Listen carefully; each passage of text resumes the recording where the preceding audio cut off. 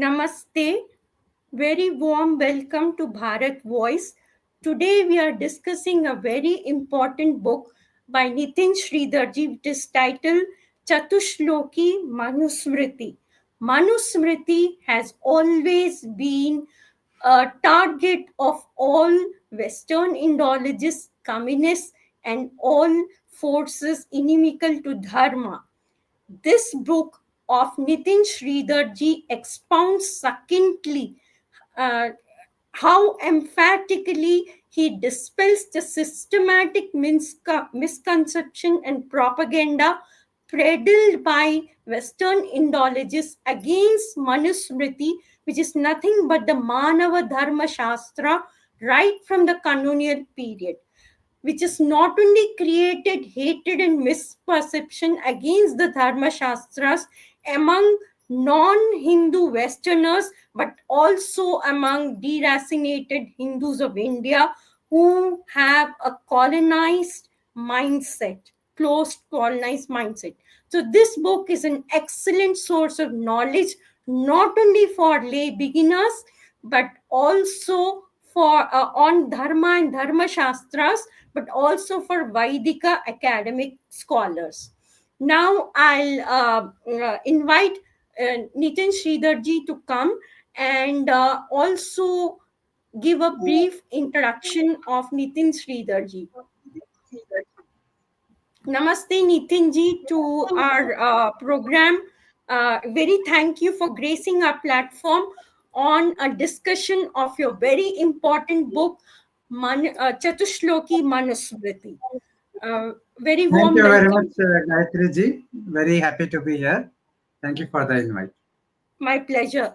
Nithin Sridhar ji, of course, is a very well-known author and academic and a public speaker. He's based in from Mysuru, and then he's authored 6 books, which includes the globally acclaimed menstruation across cultures, which he wrote right after the Sabrimala controversy, and Samanya Dharma, and he's also written a bhashya commentary on Ishopanishad.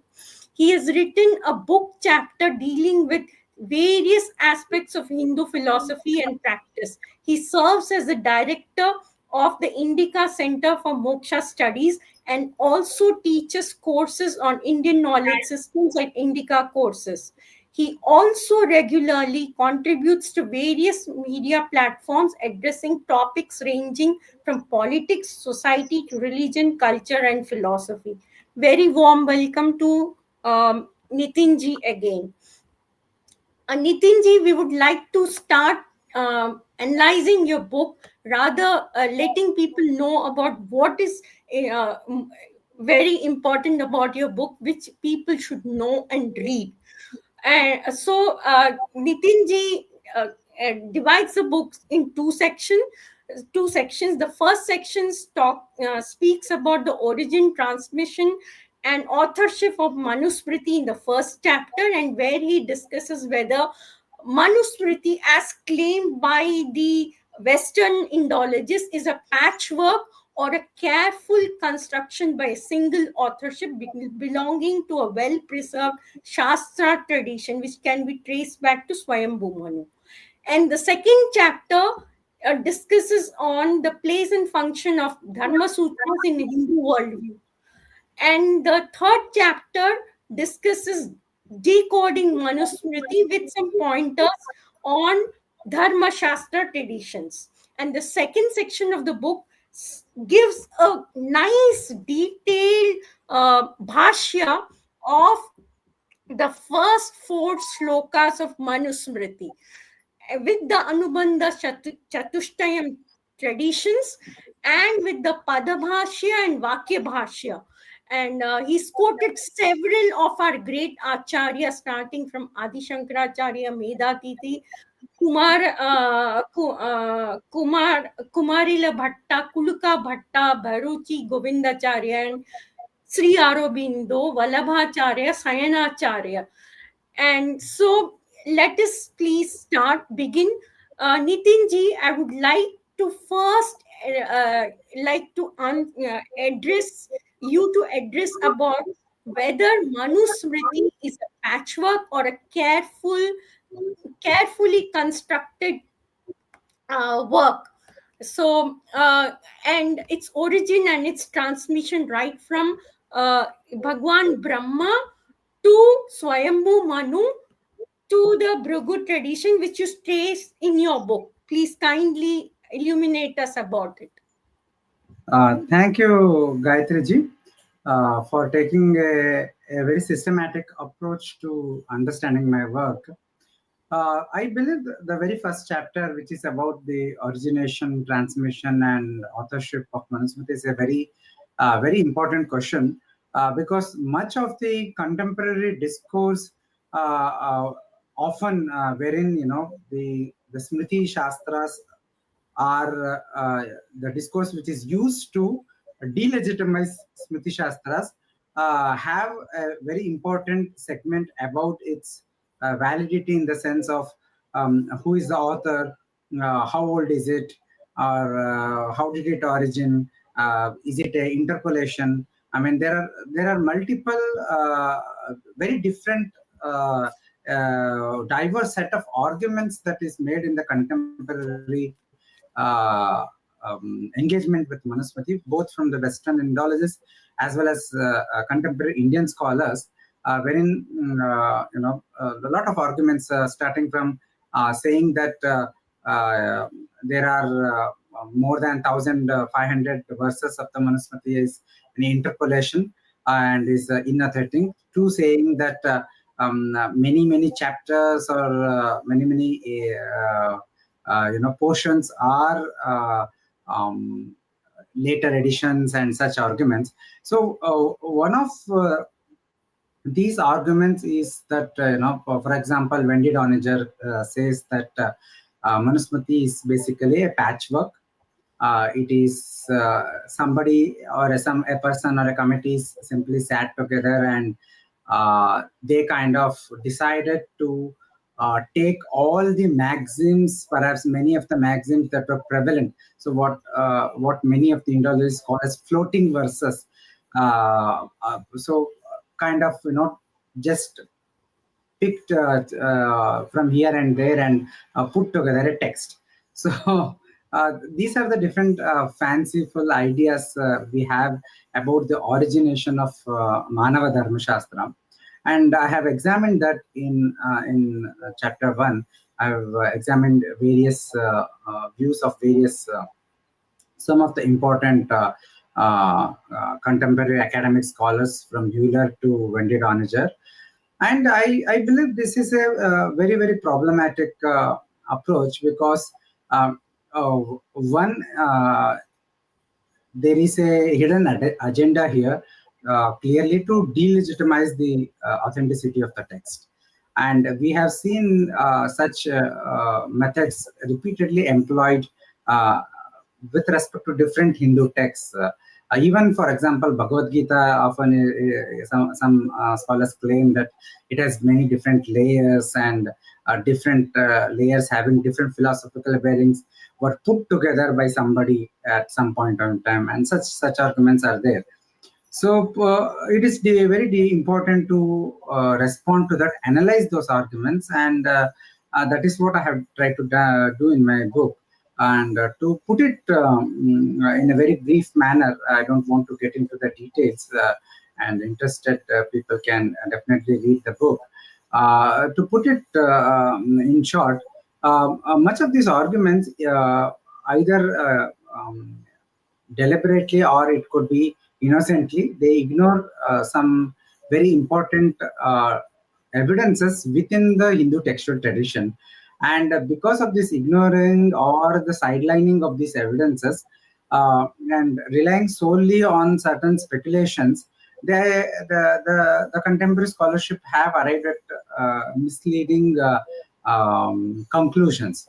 So, for example, we see that, and here I am. I also add another aspect. One of the contemporary arguments is also that the text of Manusmriti was created during Gupta period. So modern scholars date it to certain to 2nd century BC to 2nd century CE, or some dated to 2nd century CE to 4th century CE during Gupta period or Shunga period, and they say that it was the book was created those times to create a put forward a very problematic worldview, problematic social view, and such speculations are there. Again, this all boils down to the view of creating a patchwork by cherry picking things from here and there, or creating a political agenda manual kind of idea.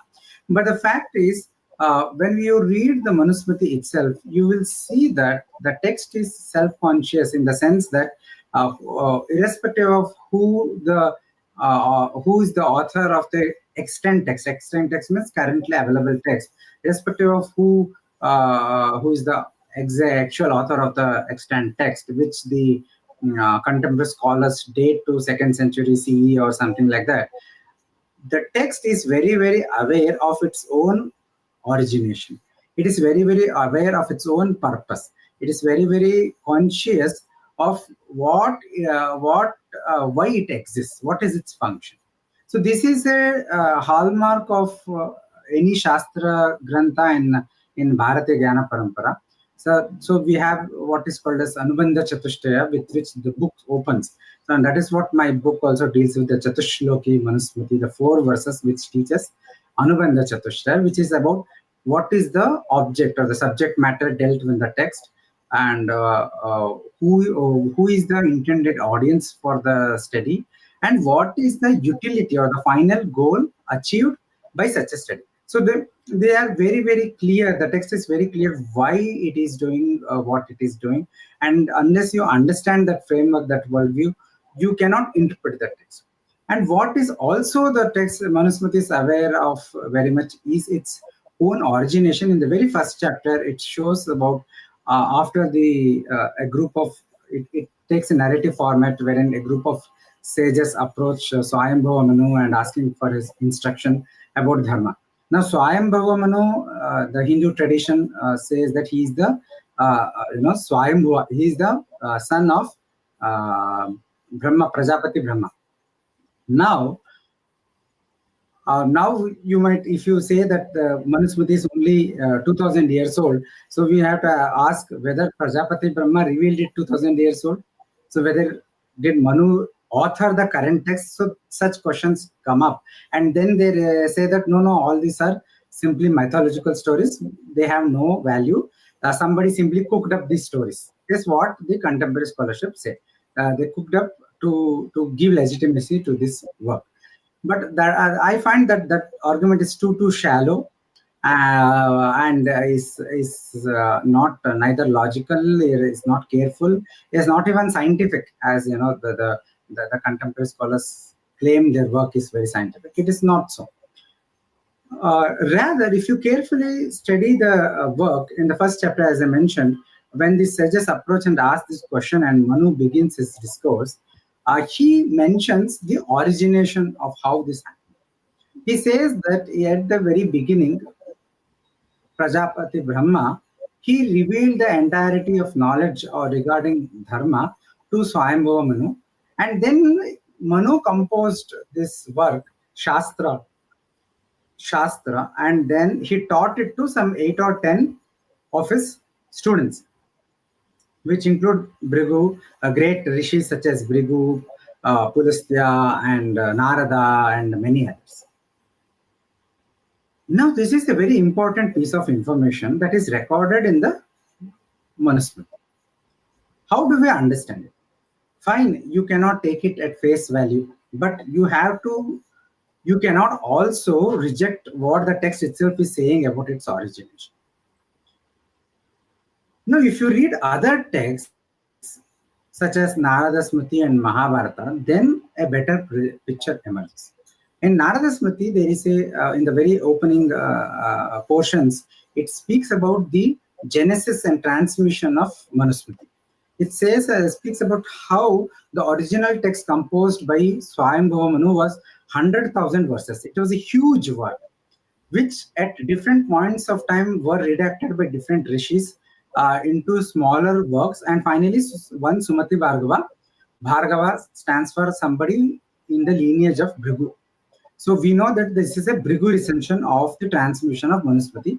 That person created a work of having 4,000 verses, which captured the essence of the teachings of the Manu, which originally was in 100,000 verses.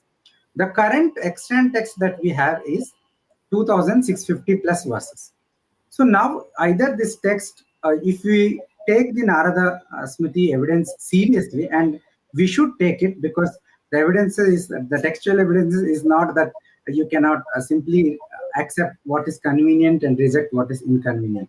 So that the Narada Smriti evidence clearly shows that the present extant text that we have, it is either further redaction, somebody after Sumati Bhargava redacted it into a more smaller text, or it could be the version of that Sumati Bhargava himself created, which over a period of time kind of lost 1,000 plus verses, such that before the text kind of becomes standardized through commentaries and such other things.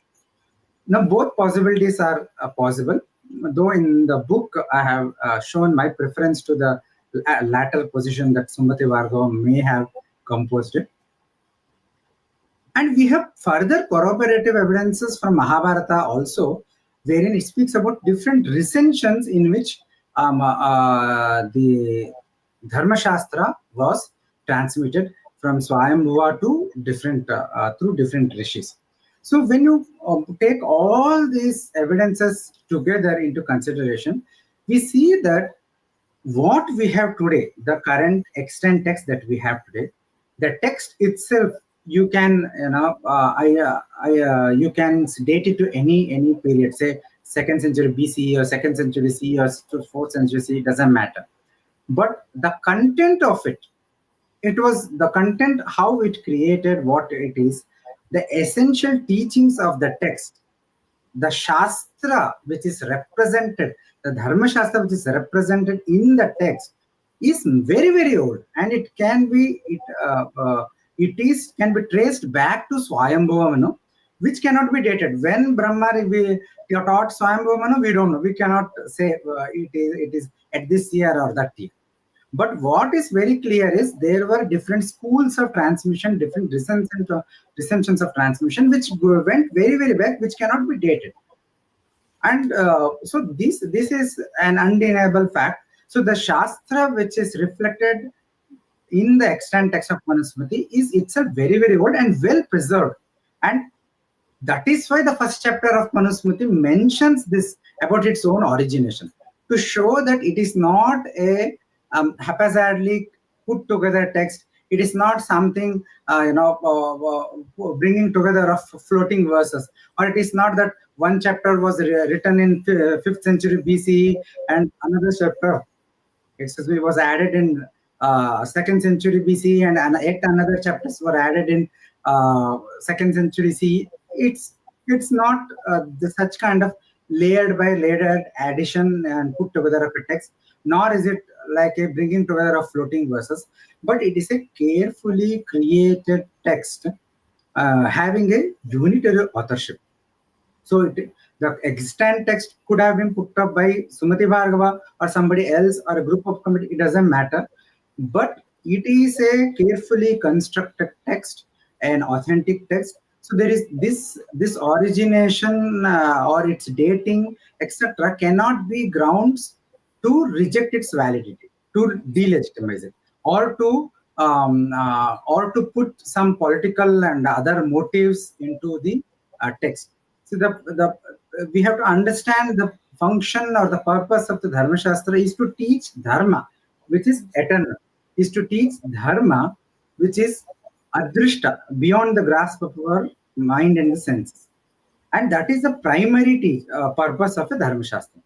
Yes, the Shastra tradition itself says that there are certain portions of the text which deal with the objects which are drishtartha, that is, which are objects of the world, or the subject matter which is determined by the ground realities, and there are certain portions which are adrushta, beyond the grasp of the mind and the senses. So, such as certain laws and legal jurisprudence, it's often there is a adrushta element of karma phala, but the procedures or disputes and all are determined using on the based on the exact facts on the ground.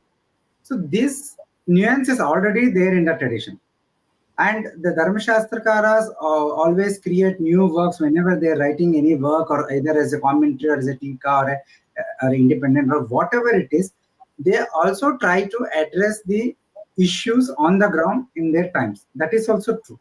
But the lens from which they address is not that they have to politically justify a particular ideology or a particular rule, or put in their own fancies and their own prejudices. No, that is not the work of a Dharmashastra. If there is a Dharmashastra work which does that, if there is any commentator and other people who do that, then through analysis we can come to a conclusion that this particular portion is problematic on these grounds. But you cannot simply impute these ideas just off the hand, just like that. Especially, you cannot impute such ideology and biases to a Smriti Grantha, which is a Arsha Grantha. That is, it is a work of authorship of a Rishi. So, the very first chapter very clearly shows that the purpose of redactor, whoever created the extant text, it was to reflect the teaching of the Shastra that has been transmitted in the parampara. Because the very words that say when the rishis approached Manu in the text, he first gives a very gist of dharma, and then he says, I taught this to Brigu, and just as the way I taught him, he will teach you. Or just as the way Brahma taught me, I taught all my students. So there are many such verses there, which clearly the purpose is to bring out this fact that the Manusmriti, the extant text, whatever it is, its purpose is to faithfully, honestly, but in a condensed format, reflect the teachings of the Shastra, the Dharma Shastra of the Manu, Swayambhuva Manu. So the text is new, but it is not a floating verse, it is not some layered verse, it is not some political agenda, bias, etc. But it is reflecting the genuine teachings of the Swayambhuva Manu, in the Brigu lineage as it was preserved and transmitted in the school of the Brigu. Nitinji, very nicely put out. So, you also, in fact, I would like to hear say that the Dharma is eternal. So, it reflects the eternal, it is to achieve Dharma, Artha, Kama, Moksha. Like to get Artha and Kama through Dharmic way. And that Paddhati is given here in the Dharma Shastra, that is the Manusmriti. And of course, it leads to moksha on the longer run when you go on a mumukshutva way. That is the Vedanta way. And Sir Nitinji, I would like to mention here that you had mentioned in your book that not only Manusmriti, but even the Arthashastras and even the Kama Sutras also go through the same recensions, where the Kama Sutra perhaps was, you had mentioned that Lord Shiva teaches teaches the Kama Sutra to Nandi, and it was originally some 1,000 shlokas, and then which got passed on to Shweta Ketu, and who redacted it to 500 chapters, 1,000 chapters to 500 chapters, and further got abridged to 150 chapters. And then when it came to Vatsayana, he again he kind of he felt that it's too brief and he has to explain it further. So that same tradition is used even in the Kama Sutras. So that is very well brought out by you. And Thank you. so And I would like to also ask you about the second chapter, which talks about the place and function of Dharma Shastras in Hindu worldview.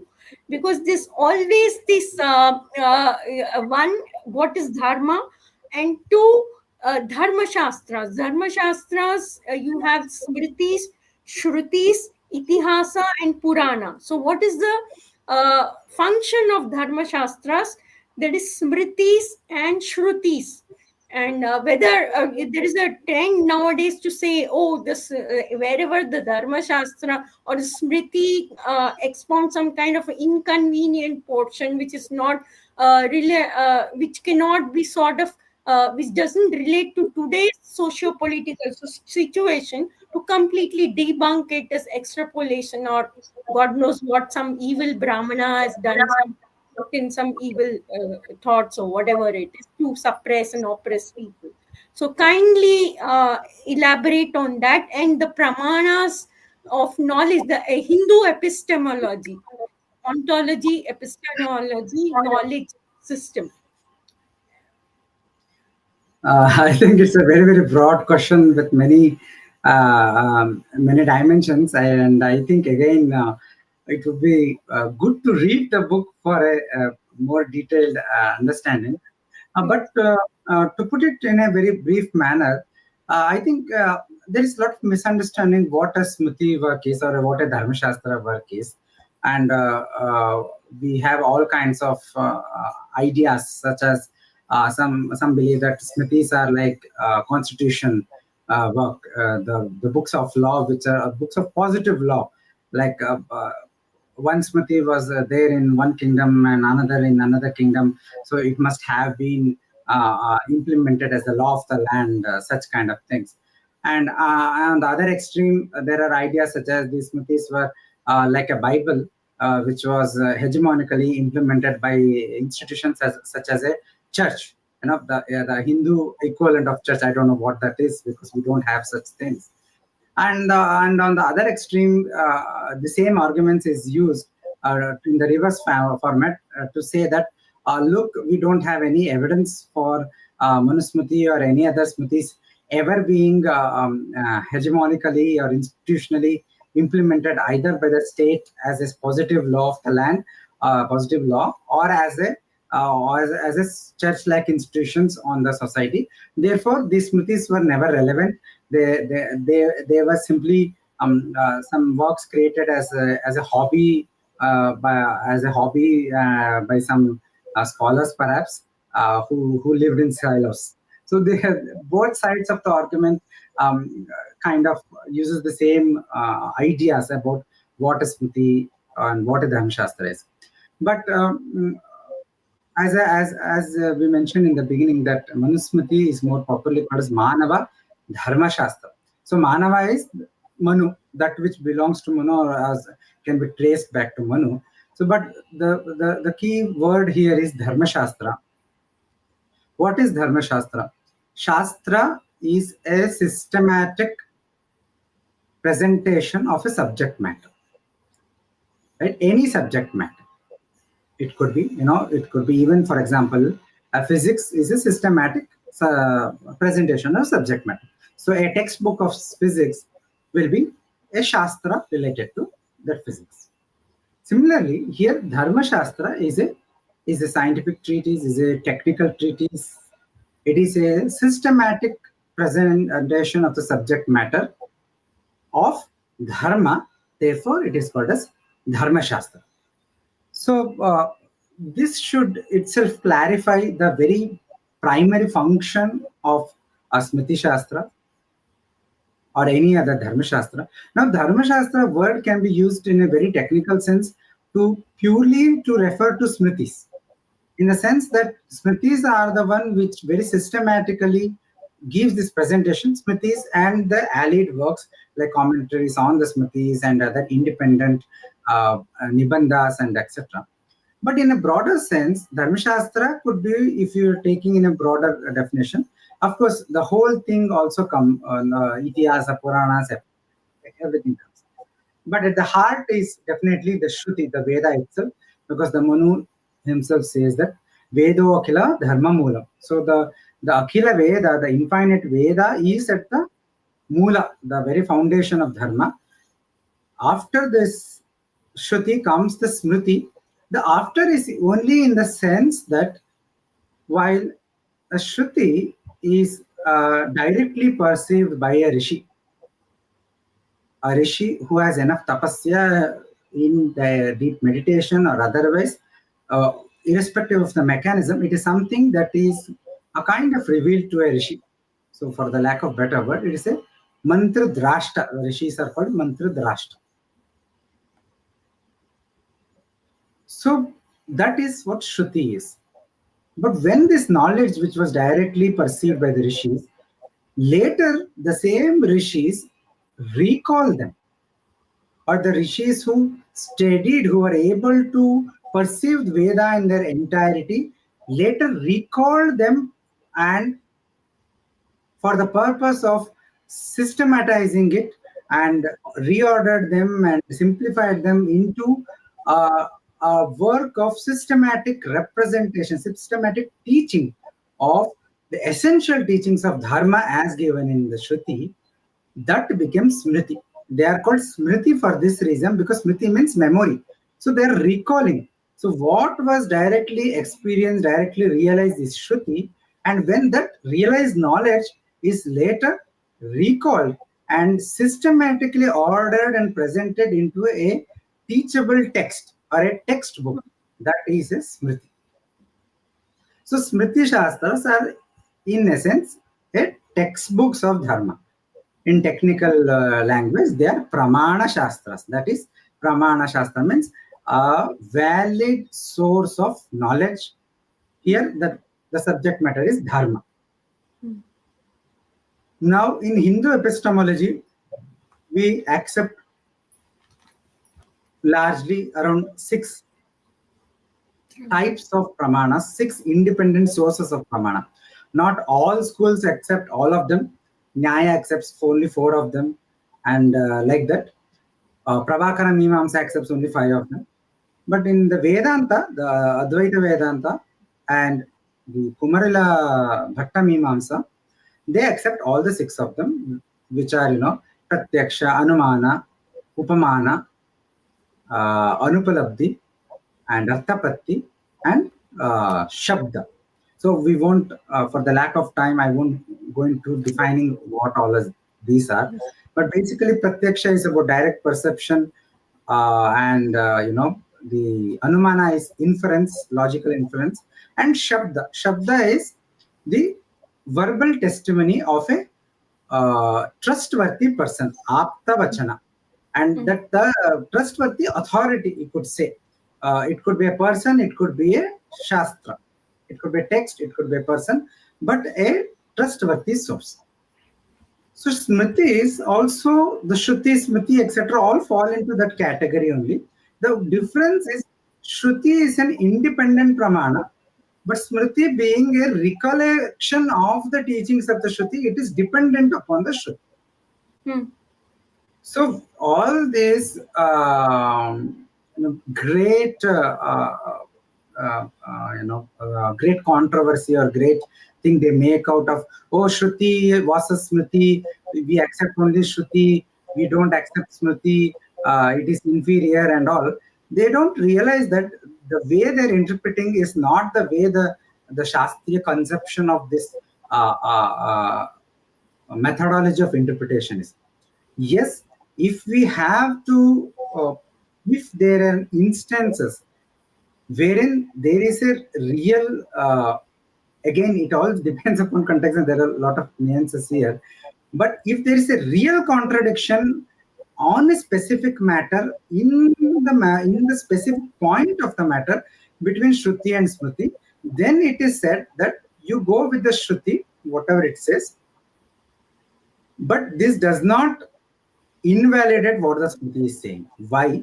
Because what actually is happening here is Shruti that is available to us is a Pratyaksha Veda. That is, it is directly available to us. Whereas Smriti being a recollection of a Veda, it has Veda as its source. but it is Anumaya Veda. It is inferred Veda. So it is not directly available to us. So what is directly available to us will obviously gain greater weightage. But this does not make the inferred version, that is the Smriti, as a inauthentic. It is merely question of greater weightage because of direct availability, what is directly available to us. If both of them, if there are many instances wherein two Vidivakyas in the Veda itself on a particular matter says two different things. So all the acharyas accept that in such a cases it is a option. So based on our own individual temperament, we can choose any one of them. The same case is here also between Shruti and Smriti. But the only difference is because Shruti is directly available, the acharyas say you prefer that because it is directly available. So the idea is that, and most importantly, this weightage thing is applicable only in that particular instance when such a thing happens, and such a thing rarely happens. Well, the correct way of interpreting is to first see whether there is a real contradiction to begin with, and whether there is a real contradiction in a particular matter. If Shruti is saying in a general context and Smriti is saying in a particular context, then there is no contradiction. Similarly, if Shruti is saying something in a specific context and Smriti is saying something in a general context, there also there is no contradiction. Contradiction arises only when they are both speaking in the same context. So these are all the nuances that is often missed. The same Shastra tradition also says that among the Smritis, if there is conflict between one another, then whatever Manusmriti says takes precedence, greater weightage over others. Similarly, what the Shruti and Smriti says have greater weightage over what other sources such as Itihasa Puranas say, because Shruti Smriti are more systematic presentation of the matter, whereas the Itihasa Puranas are reformulated teachings based on the Shruti Smriti only. Absolutely. Now, And Nitin, yeah. sorry, Nitinji, here I would like to ask you one question about the same Smriti part, because Smriti also you have written in the book that it states the first principles of Dharma. So, with the changing socio-political system, there is always a kind of a demand these days that the Smriti should be amended, which is certainly not the solution. How do you suggest is the way for revival of the Dharmashastra tradition, and how it can be interpreted in the modern, how it can be useful for us in our modern socio-political situation or Okay. social Excellent question, Gayatri ji. It's a very interesting, very important question, and there are certain aspects to it that I want to highlight.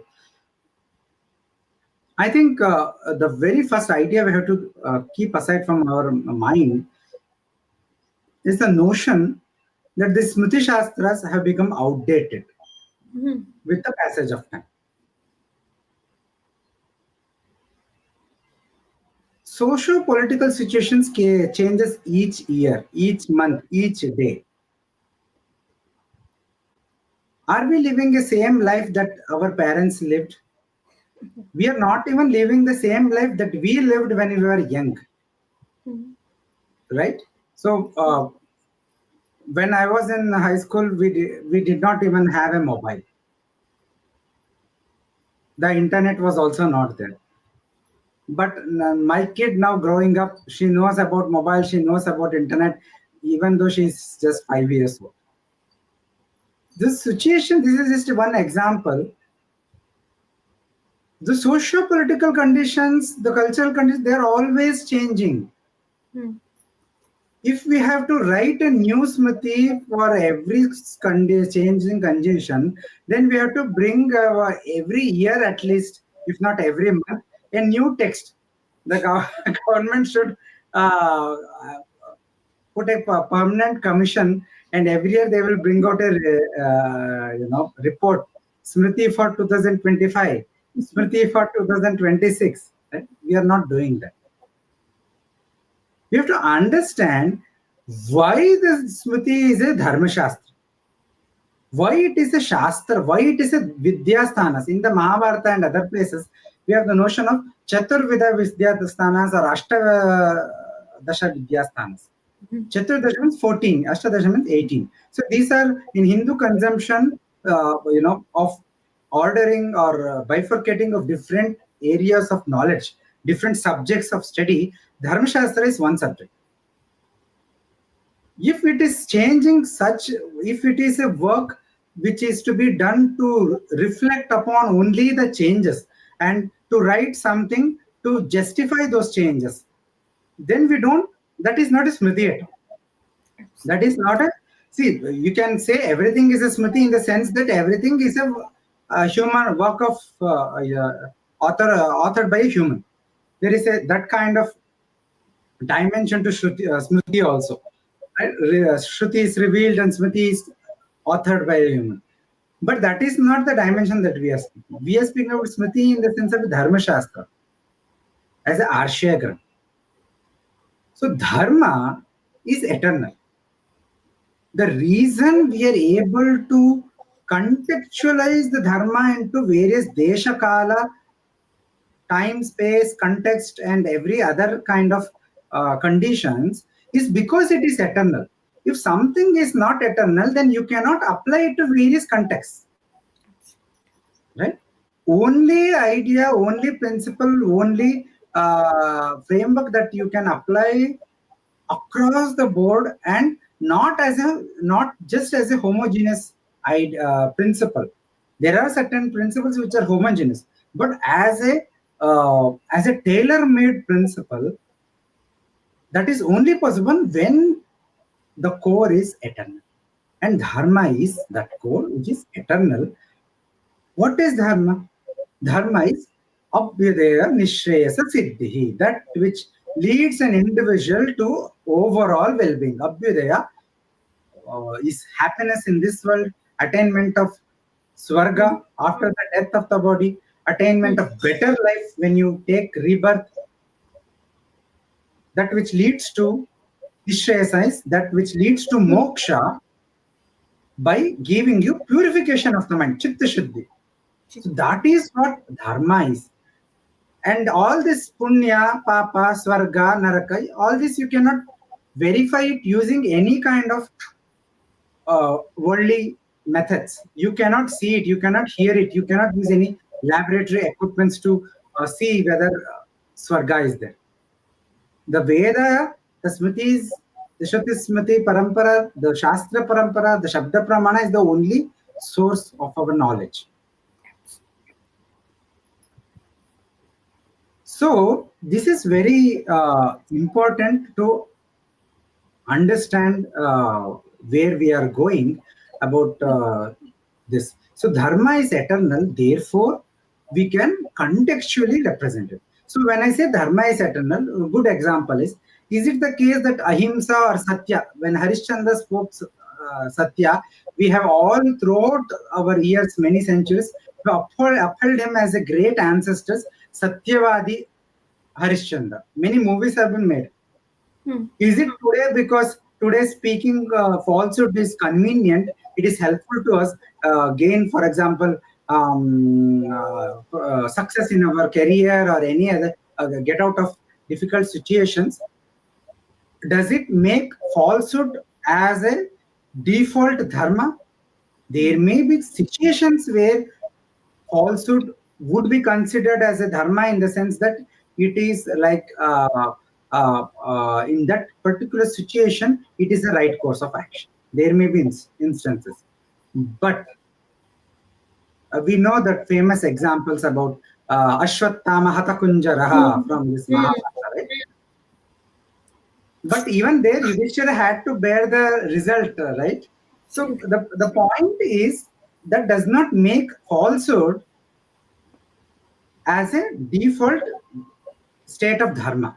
Dharma is still satya only. So we have to understand dharma, essential principles of dharma are eternal. However, their application changes from time to time, based on what is actually changing, why is their application is changing, you have to understand. The changeable factor here is the socio-political conditions, the human capacity for actions, the human capacity for good actions. So when people are saying that Smrtis have become outdated, they are what actually they're trying to capture and they're unable to properly express themselves is the fact that our society and our own self, we have deviated greatly from the ideals of Dharma.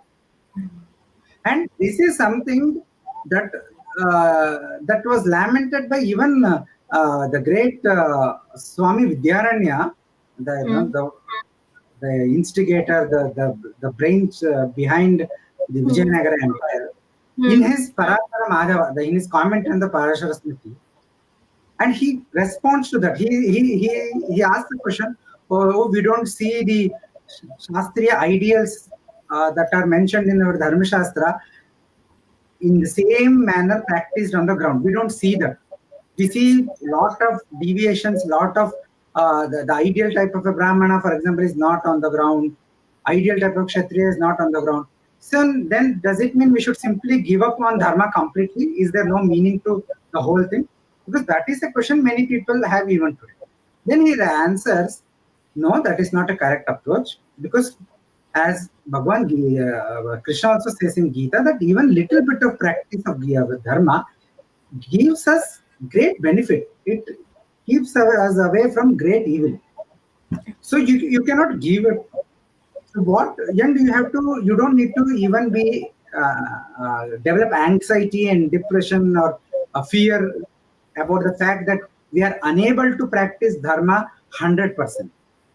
Because the nature of the times we are living in Kali Yuga, the nature of the time is such that it makes it impossible for one to practice 100% Dharma. There will be legal obstructions, there will be social obstructions, there will be cultural obstructions, there will be our own incapability to understand, incapability to cope up with, incapability to take up the austerity that is needed. Or our own obsession with arthakama, our own desires that we have to fulfill, which often take the better of us. So there are all these obstacles by the nature of the Kali Yuga, but also by the diminished nature of human. So all we can do is try our best, understand what is Dharma, and especially what is Dharma in our context, individual context, that is what is Swadharma is, and try to do your best and surrender everything to Bhagwan.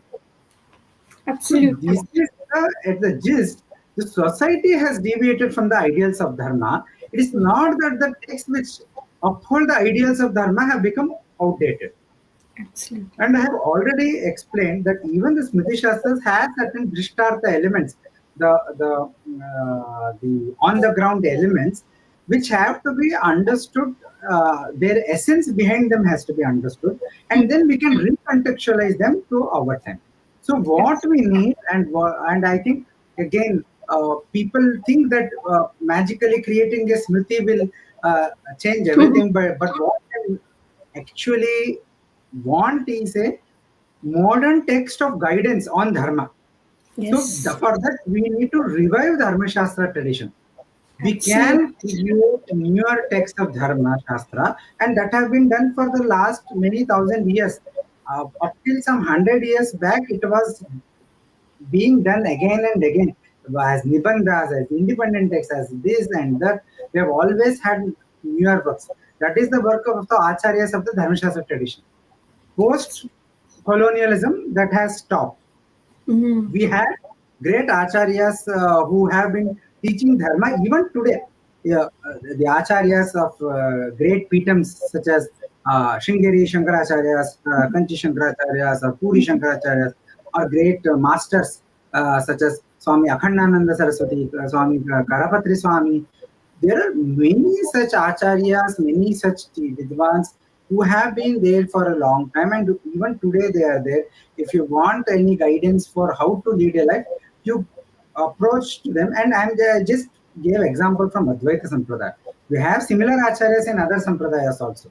So you approach the acharyas, take guidance, and practice them.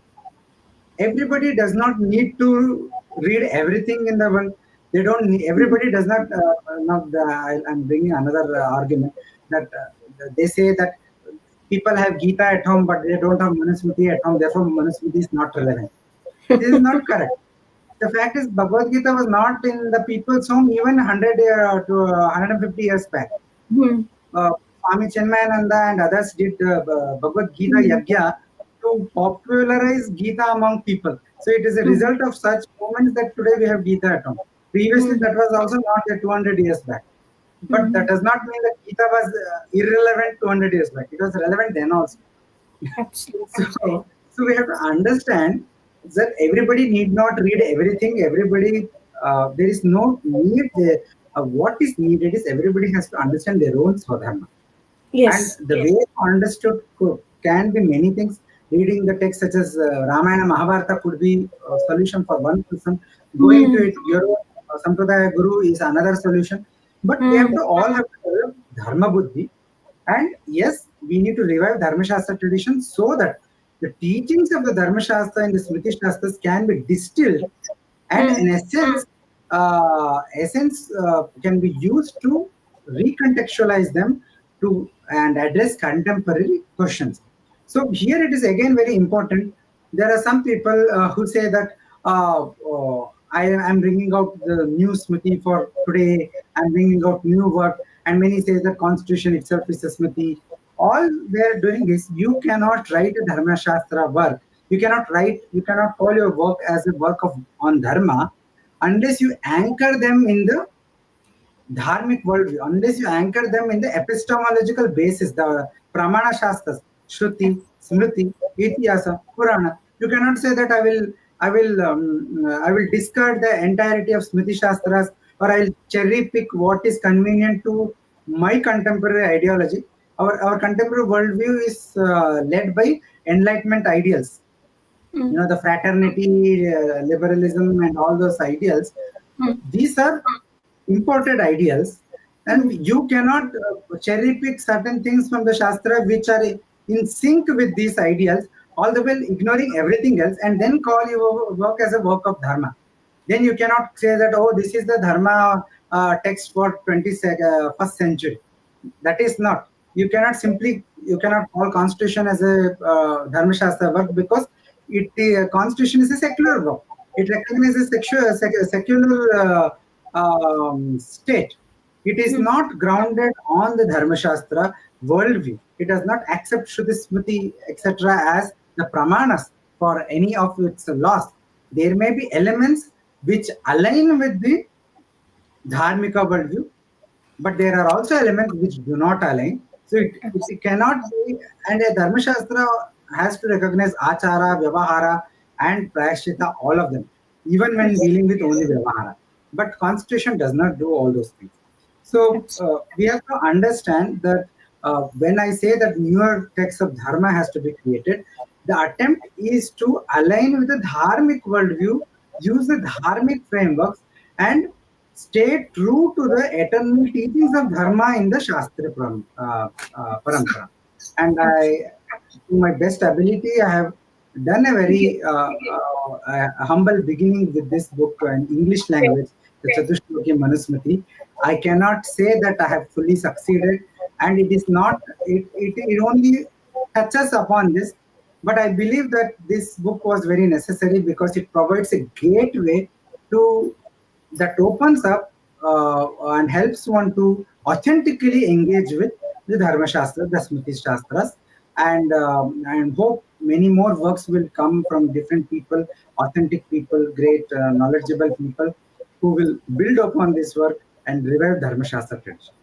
Nitinji, I would like to put in a word here that you have expounded in this book about the first four verses on Manusmriti, hoping to see you do a complete explanation or commentary on the whole of Manu Smriti, uh, which is a whole life yagna in itself. Hoping, because nobody else can try it, so hoping that you would do that, undertake that at some time, so we Uh, can get illuminated by it. all And all Bhagavati Icha. I hope I get the strength and viveka buddhi to do it.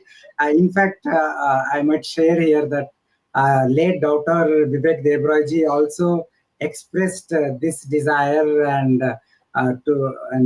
told me that you should try to work on a whole comment on a whole Manusmriti, and Yes. many others friends and benefactors have expressed this hope, and I hope in this lifetime I do get this opportunity to work on this. Uh, and Shubham Bhavatu, that's what I can say. And yeah, going forward, on chapter 3, you discuss about Dharma, decoding Manusmriti and some pointers on Dharmashastra. And here you speak about the six pramanas and the harmonistics of Shraddha, which is important, Shravana, Manana, and Nidhi Dhyasana. So, and then you also speak about an important aspect where, because I would like to stress on that, you have given two illustrations, because Manusmriti is being berated on being anti-women and anti-shudra. So let us take first the anti-women portion. You have given a good illustration there of two verses of Manusmriti where women are being told that they should not be independent, or they should be dependent on men folk for dharmic rituals or whatever. So they should be protected by their fathers when they are before their marriage, right from their birth, and then fathers and brothers, and by their husbands when they get married, and by their children when they die. So people tend to, the feminists tend to say that women are being treated as chattel. And so but you've given a very good explanation for it. I would like you to yourself give this explanation here. How is it very misleading to misquote Manu? A very important question. I think this whole notion of women, Manusmriti or the Shastras as being anti-women, has been become a mainstream discourse, basically because of lack of familiarity with the Shastra or Shastriya way of teaching, or the Shastriya audience kept in mind by the Shastrakaras when they work on it. And there is of course the lack of there is a deracination and therefore the alienation from our own worldview. So this is a typical case. If women were indeed treated as a chattel, why would the same Manusmriti also say yatra naristu pujante te ramante devata, right? If any home wherein the women are mistreated, there the devatas do not rejoice. That means any ritual you do in such a home, whatever homa, yagya, puja, japa, they will not fructify. They will not give any fruits if the person doing is abusive towards the women folk. That women folk could be wife, could be mother, it could be mother-in-law, it could be daughter-in-law, it could be anybody. It could be anybody. If the women in the family are not happy, if they are mistreated, if they are abused, then in such a place, no other work, especially no adhyatmika and dharmika works, will bear fruit. So this is what Manusmriti is saying. If women are to be treated as chattel, why would it mention such a verse? So this that is why I mentioned in the chapter about the hermeneutics of Shraddha. Basically, these are not your works of fiction. Hmm. These are all serious treatises that are revealing a knowledge about something which are not available from any other source. Therefore, one has to have patience. One has to have trust, Shraddha, when you approach it.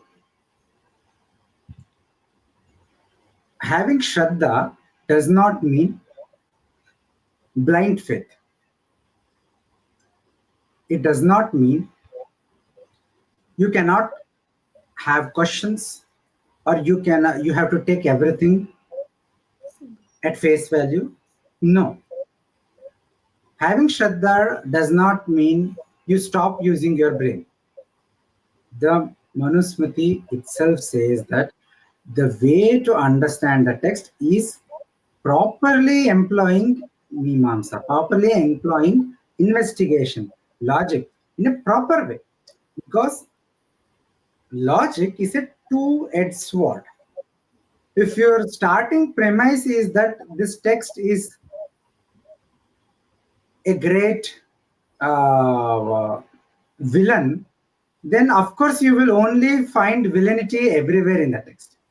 If your starting premise is that the book is anti-women, then everywhere you will find anti-womenness in the book. So the starting premise cannot be prejudiced. It cannot be. You don't need to be brainless. That Shastra is not telling that you have to approach it brainless, but it is telling that you have to approach it with Shraddha, which means with a recognition that this is a work, this is a Pramana Shastra. It is telling something for our own benefit. It is revealing something which we cannot know from any other source. And what is it? It is telling about dharma. We have to have that recognition and then approach. So the full implication of Shraddha is what begins as trust or implicit recognition of a source as a valid source. As you engage more deeper and deeper, the trust transforms into conviction, a real conviction, because then you are able to, as you go deeper into those teachings, then you are able to relate to them. You are able to see them around you, how they relate to things around you in your life. And finally, it ends in sakshatkara, a direct first-hand realization. That is what the Shravana, Manana, Nididhyasa. This is a framework from Vedanta, but it is equally applicable to any Shastra study, any subject study, you could say. Because Shravana is, you first listen to the teaching, you first engage with the text, you logically, intellectually engage with the text, but you first understand it properly. And then you contemplate upon it, that is Manana. You contemplate upon it to remove all doubts, to arrive at correct conviction. And then when you meditate upon that conviction, then you completely digest it, completely internalize it, completely realize it. That is what Nididhyasa is. So you have to, that is the framework I mentioned, that is needed. Otherwise, without this Shraddha, the moment you read Nastri Swatantra Mahati, women do not deserve independence. That is how you translate it in English. The moment you see it, you are superimposing ideas of independence that are contemporarily your experience, or ideas of dependence, or ideas of lack of freedom, the ideas of suffocation that you might have experienced in your own life or seen around you, onto a text which is not necessarily speaking about. How do we know it is not speaking about that?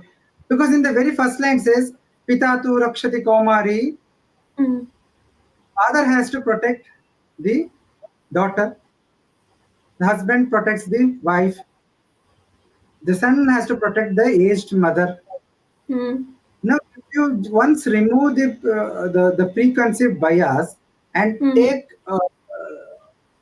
open your heart and see that verse and compare it with what is happening to aged parents are being thrown off into old age homes by their children, and many cases are there, not saying everybody is doing, but many cases are there, and nobody even bothers to check up upon them. Elderly parents in India, grown-up children, somewhere in the West, US, Canada, Europe, doesn't matter. Nobody is there to take care of the elderly parents. At old age, they are living a lonely life. There are so many cases. There they had some fights in the home. Somebody took their elderly parents to some place and simply left them off. Hmm. Do we not condemn that today also? We do. Any right thinking person will condemn such incidents. So is not the Manu's verse telling a person, especially a man, to never abandon the parents, Absolutely. especially never abandon the mother? Is it really oppressive to the woman?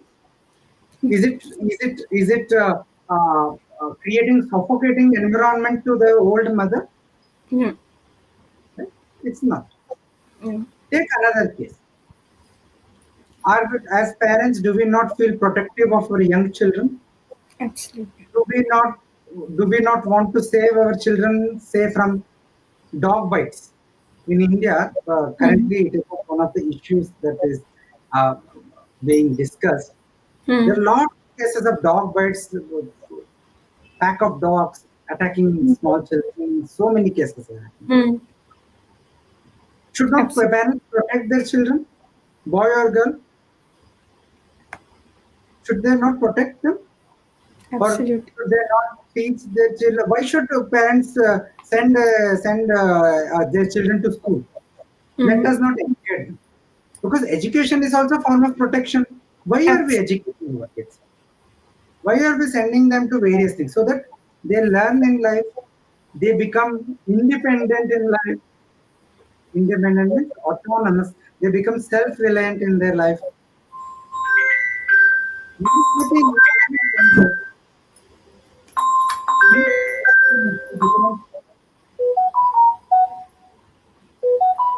in a very different context says that everybody should be self-reliant. Hmm. The same Manusmriti says that everybody has to be self-reliant. Hmm. So then, what is the first portion of the verse saying? Pita tu Hmm. lakshati kumari, when the children, especially the girl child, is Hmm. very young before her marriage, it is Hmm. a duty of a parent, of the father especially, to protect her, to Absolutely. provide an environment wherein she is not exploited, wherein she is Hmm. wherein she environment wherein she can flower, she can blossom without any hindrance. Is it really oppressive to women? Yeah.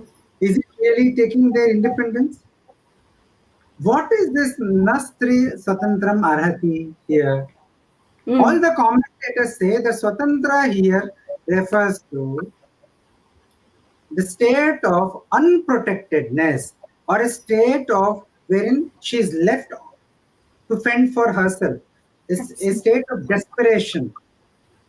Women should never be forced to a state of suffering, a state of desperation wherein she has no means of Absolutely. support. The Shastras say that if a woman has no relatives, nobody, then it is the duty of the king to support her, to provide her a means of livelihood, to facilitate that she can lead a comfortable life. So in the Absolutely. Hindu vision, the woman is like as I said, only when she is happy, the Bhagavan, the Devatas are happy. And it is not so only in the case of a family, because the king is the father of the whole kingdom. Whole Absolutely. kingdom is a family. So no woman should be in a state of destitute, in a state of desperation. Therefore, the king is obliged to protect. So the whole verse, instead of being anti-women, it is actually an instruction to the men folk to ensure that women are not left in a state of desperation. A environment is created such that she can freely flourish. she can live her life without any exploitation, without any harassment, without any form of hindrance to Absolutely. her well-being. Yes. And within the context of the marriage, which is also the specific context of the verse, Hmm. there also the same Manusmriti says that you cannot protect anybody by locking them up in a room, in a house. Hmm. The best protection is when a person protects themselves. When a Hmm. woman protects themselves, how is that possible? That is possible only through education, right? That is Absolutely. possible only when the woman is well educated, well aware of what is right, what is wrong, what is good for her, what is not good for her. And then it also mentions about such as a certain unsafe situations wherein Hmm. uh, women fall into dangers, such Hmm. as drinking, uh, staying outside after sunset, or Hmm. staying in a stranger's place, or someone other's place, not your own place. We see that these are the situations wherein even today women fall into danger. Even today, Absolutely. have you not heard of all those cases wherein in pubs and other places somebody has drugged a drink and then forced upon themselves upon women? Haven't we Yes. not seen? Yes. Was it not the case that so many see, you Ab- cannot, criminals are there. No amount of teaching morality to a criminal will work. Absolutely. Absolutely. In the construction field, there is a saying that accidents are caused by unsafe actions and unsafe situations. So that Absolutely. applies to all life. Absolutely. One, we have control of over only our own actions and our own decisions. So we have to. It could be man or it could be women. It could be boy or a girl. It is equally Hmm. applicable that one Hmm. should try to avoid to go into unsafe situations and Hmm. try to avoid indulge in unsafe actions. And we have to Hmm. use our Viveka Buddhi. So I Absolutely. think this pretty much clears Yes. the Nastri Swatantra Maharati Yes. issue. This Yes. is why I said Shraddha is important. Using Viveka Buddhi is important, but Absolutely. the logic or the rational faculty has to be employed to Hmm. unravel the meaning of the text in its correct context, rather than to with a agenda or with a prejudiced mind, True. to a prejudiced lens. Hmm. If you go search for Manu anti-women verses of Manusmriti, everywhere Mhm. you will find anti-women verses in Manusmriti. Absolutely. I agree with you completely, Nitinji. In fact, it is very important, and I feel very good when I'm protected by my brother, my father, and my husband, and all. I mean, it's great to be feel protected so that I get to enjoy good education. I get to even pursue my profession, my whatever in good safety. So there's nothing wrong in it. That's how I see it.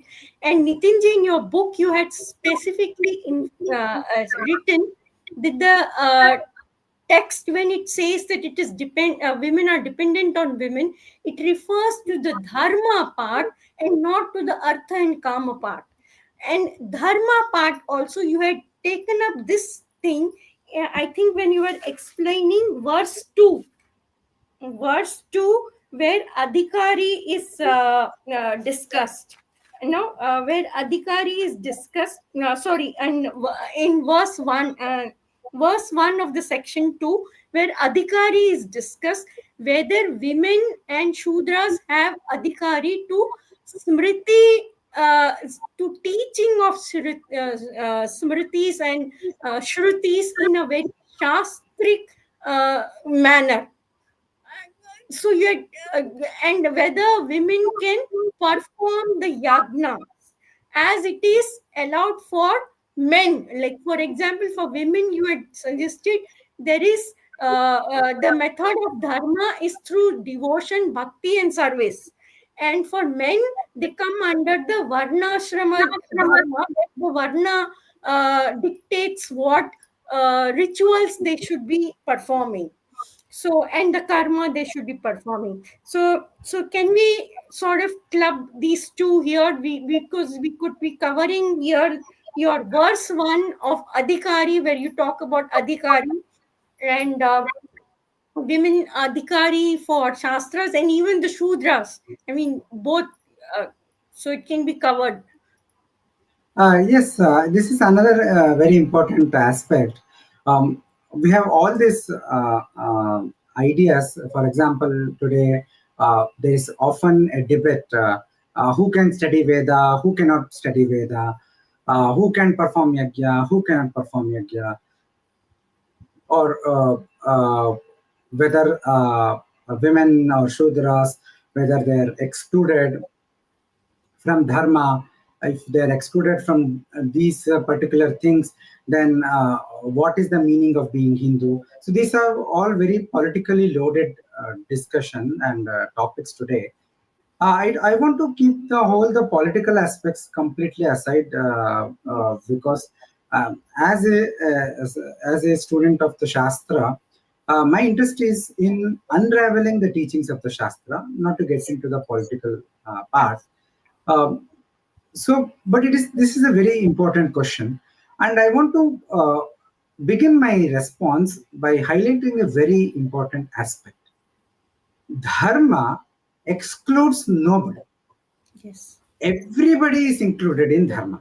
So whenever there is this misconception, whenever somebody argues that only Brahmana, Kshatriya, Vaishya can do the Veda Dhyana, that means there is a hidden perception. That means, so others are excluded, therefore they're excluded from dharma. It is not so. Dharma excludes nobody. Dharma includes everybody. And one example I'll give you is from Adi Shankaracharya's Brahma Sutra Bhashya, wherein he specifically takes up the question of what about all those people who do not belong to any of the four ashramas, the Brahmacharya, Grihastha, and Vanaprastha and Sannyasi, one who does not belong to any of them. By implication, the discussion can be extrapolated to with respect to any person who does not belong to any of the four varnas, any of the four ashramas, or even under the definition of pativrata dharma or stri dharma. What about those people?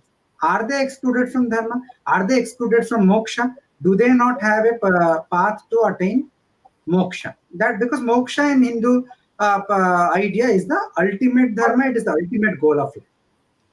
And who are the examples of such idea? If, for example, a widow or a widow who is, or somebody who is not married, he is not a brahmachari, he is not into brahmacharya ashrama, he is not even practicing celibacy, but he is not married.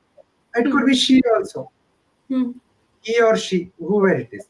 Or take the case of Ganikas, the courtesans. They are clearly outside the marital system. They are clearly outside any other forms of dharma. There are many others also, right? These are many different people who do not fit into any normal definitions, the mainstream definitions or categories in the Shastra. Shankaracharya argues that no, they may be excluded from the ashrama dharma because they don't, by definition, they don't belong to any of the four ashramas. But they are not excluded from dharma. They are not excluded from pursuing moksha.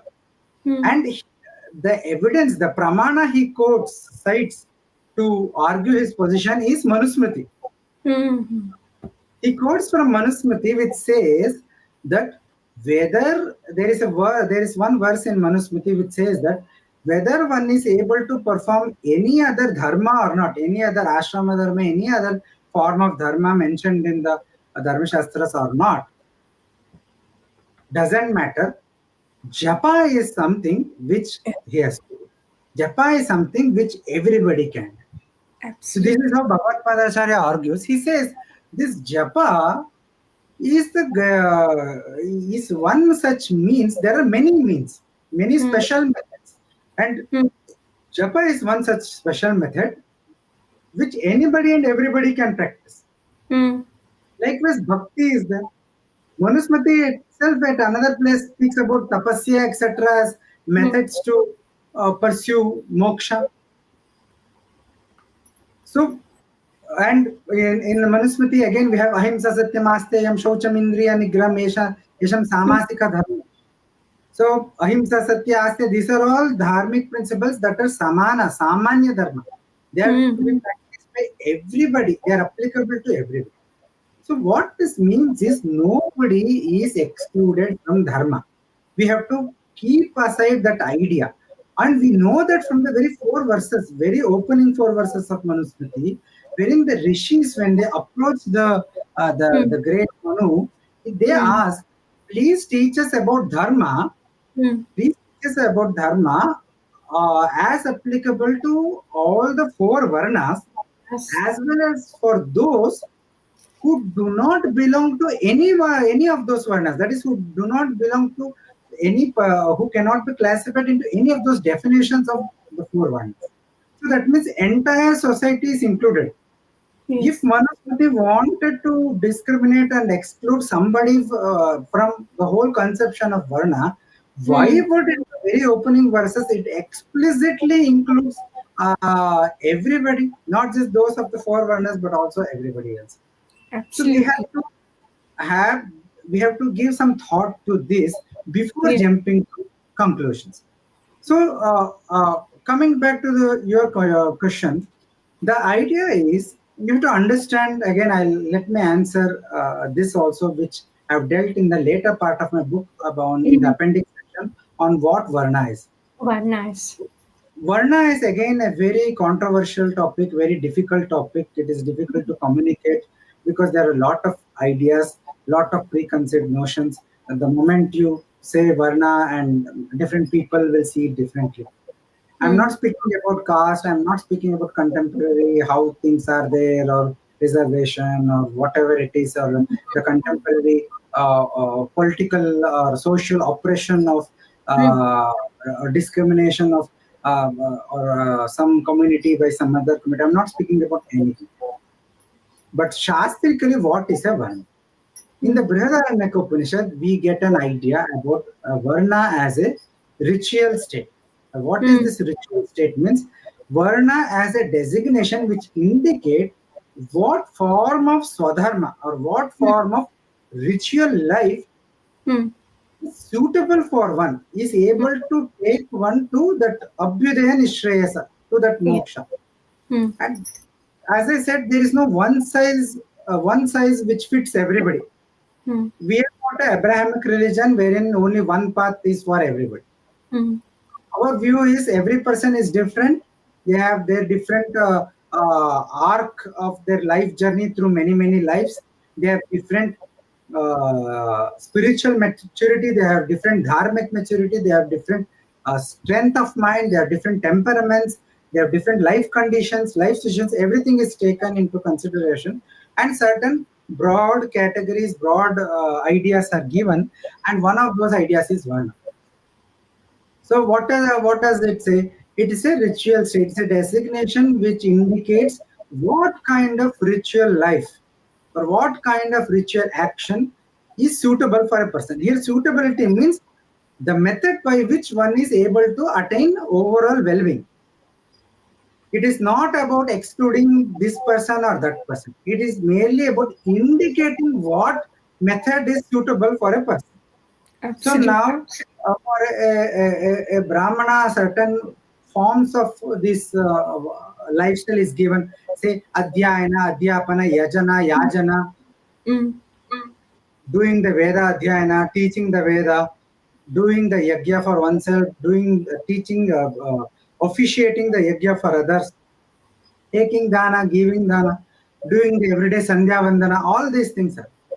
Similarly, as for Kshatriya, certain Vedic Veda Dhyana, etc., is there, but Veda Adhyapana is not there, teaching is not there. But instead, they have this Prajarakshana, Hmm. protection of the entire kingdom, protection of all the people. and fighting a war, dying in the war was there. For a Vaishya, creating business, etc. are there. For the Shudra is upholding the society through their various forms of services, what we today call a service industry, Mm. Shushrush, through various arts, various skills, including labor, unskilled labor, everything is included. Mm. Now, these are professions. We have to differentiate here also another thing.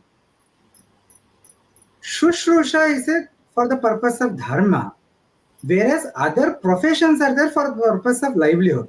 You can convert the profession into a karma yoga, fine, but it is not that a particular person belonging to a particular varna has to do only that particular profession. That was not mentioned in any shastra per se. The indication of professions was only in reference to the that profession which is most in alignment with the ideal ritual lifestyle that is ideal for that person. That is all. It's a recommendation. It is a different matter that historically different communities involved engaged in different professions. But that was an organic development. It was not that somehow there was hegemonic imposition of the Shastra.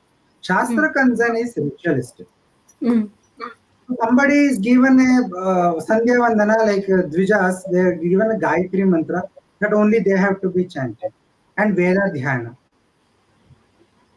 Saying that the Shastra says that only Dvijas can do, the others cannot. But again, I have to highlight this aspect that saying this is not about exclusion of certain groups. It is about indication of who can benefit from this method or who is eligible for this method. For others, other methods are given. The same Sandhya Vandana which everybody is fighting, wearing the Yagyopavita and all, if one is really interested, there is a method of having the mantra diksha and then performing Sandhya Vandana for everybody. The Dvijas, the Brahmana, Kshatriya, Vaishya, they have this Vaidika Sandhya Vandana wherein the Vaidika Gayatri mantra and all is chanted. But for others, there is a Pauranika versions of Sandhya Vandana with Pauranika mantras. There is a Tantrika versions of Sandhya Vandana wherein Tantrika mantras of various deities. If you like Shakti, you can take a Tantric initiation to Shakti mantra and do, there is a Sandhya Vandana to be done there also 3 times a day. People are not aware of this because our life has become largely materialized and secularized with very little space for rituals, religious observances and sadhana and adhyatma. Therefore, they think that, oh no, this is exclusion. No. If everybody has a ritualistic means to attain Abhyudaya Nishvesa, then where is discrimination? There is only a discretion in the matter of methods. And what is the purpose of that discretion? It is only to indicate, look, this path is more suitable to where you are. Where you are in the sense, not in the matters of money or matters of social esteem or any of those so-called high, low, big, small ideas. Where you are here simply means where you are in your spiritual journey. Absolutely. What kind of a good example for this is, you know about the Puranic story about Valmiki as a hunter, and Narada tried to give him the mantra Rama to chant, but he was unable to chant. So what Narada gave? He gave another method, which is Mara. When you chant Mara continuously, it becomes Rama. But it is a different method. It is not the same method, right? Absolutely. So, similarly, different ritualistic methods are there for different people. Now, we should understand this. Same for men and women also. Purusha Dharma, Stri Dharma. See, the Shastras are very clear that women also can do rituals, women also can do yajna, but there is a way to do it. The Vaidika yajna, the women has to do with their husbands.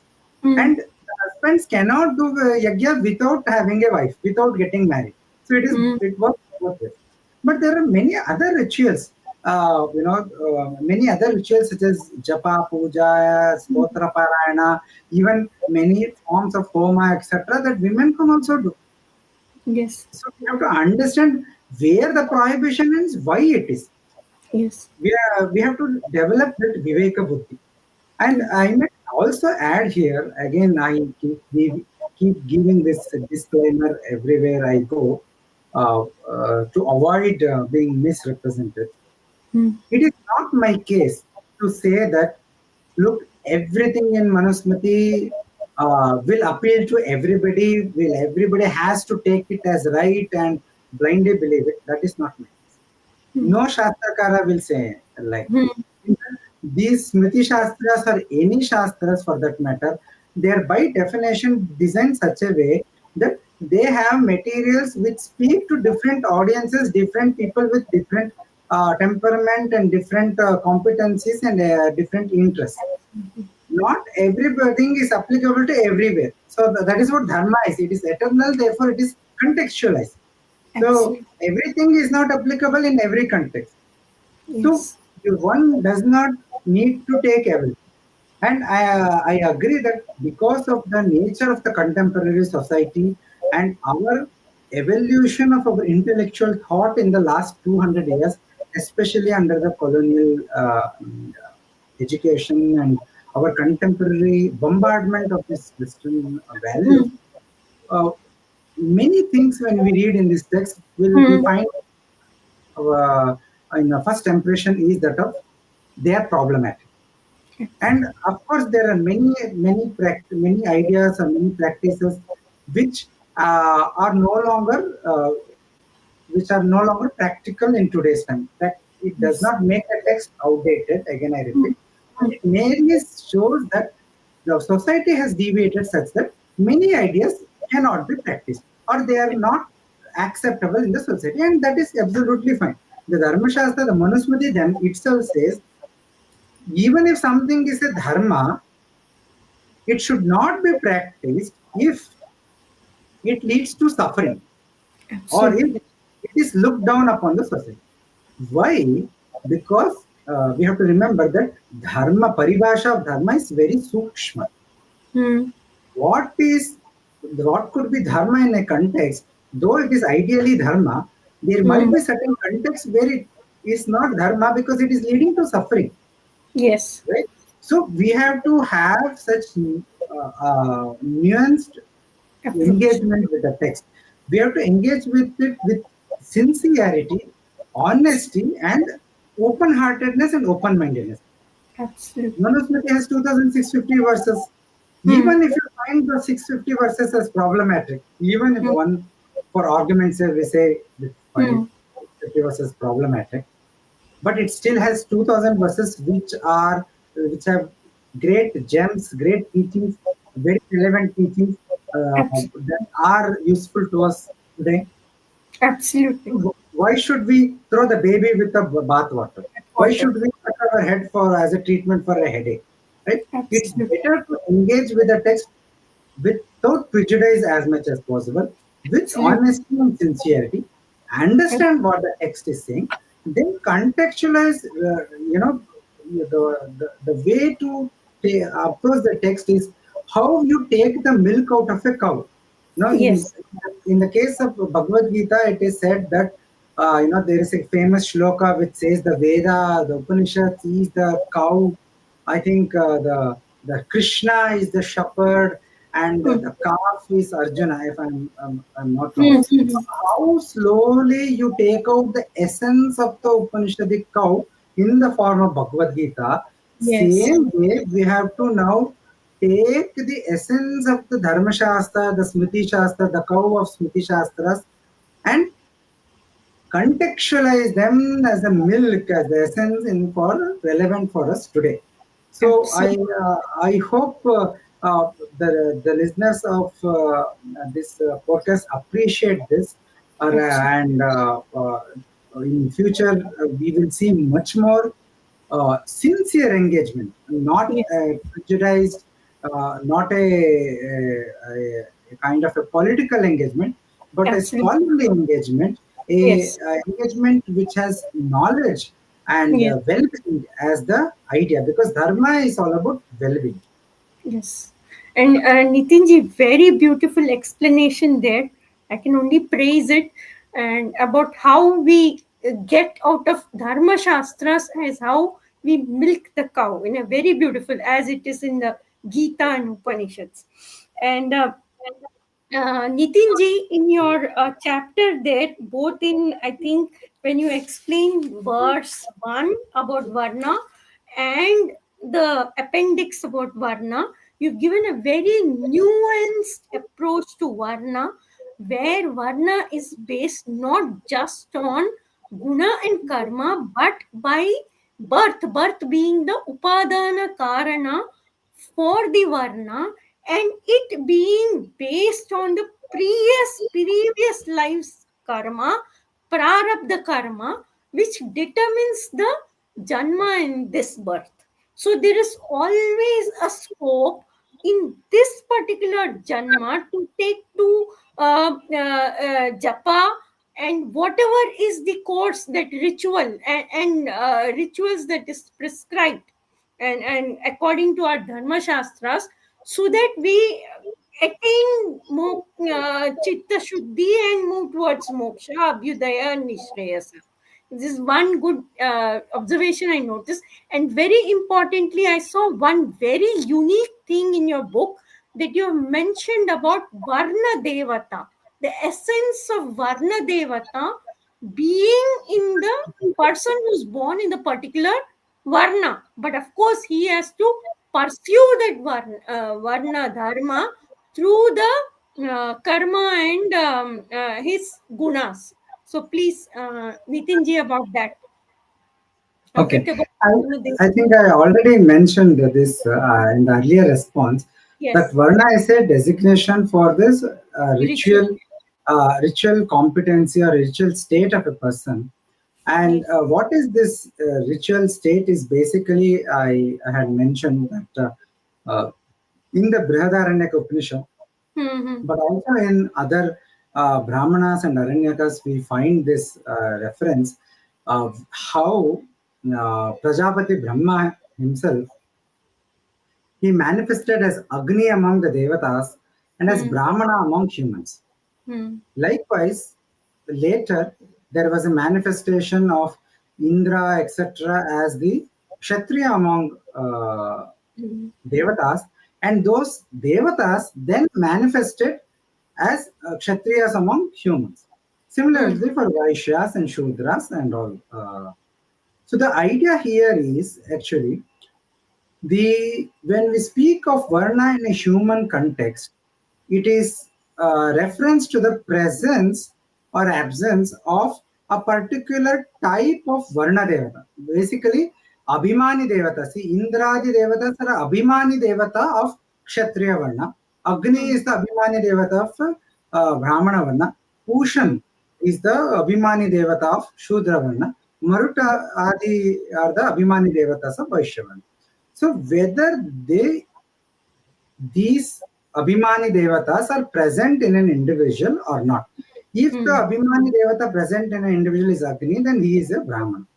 If Indradi Devatas, Abhimani Devata himself, or rather their divine essence, if it is present in an individual, he becomes a Kshatriya like that. Now, how does a Jivatma acquire this divine essence? So Mm-hmm. again, we find this in the Chandogya Upanishad itself, wherein it says that when you lead a life by doing your swadharma, by doing good conduct, sadachara, then in your next life you are born as a Brahmana, Kshatriya, etc. That is, your Purva Janma karma determines the kind of parents you get in your next life, the kind of life situation in which you're thrown into in the next life. And your Purva Janma karma and the kind of samskaras and vasanas you have gained in a past life will also determine the gunas, the swabhava in the current life. So when in the when the conception happens and whatever Jivatma comes, he inherits the ritual state of the parents. Hmm. Right? It could be if a particular type of Varna Devata is present, then in a mother and father, if they are in the same type of Varna Devatas, then that is inherited. If different types is there, then that is also inherited. If Hmm. nothing is there, then whatever is there, that is also inherited. So Hmm. even absence of a particular type of Varna Devata that I mentioned is Hmm. also an indication of a ritual Hmm. state only. Hmm. Hmm.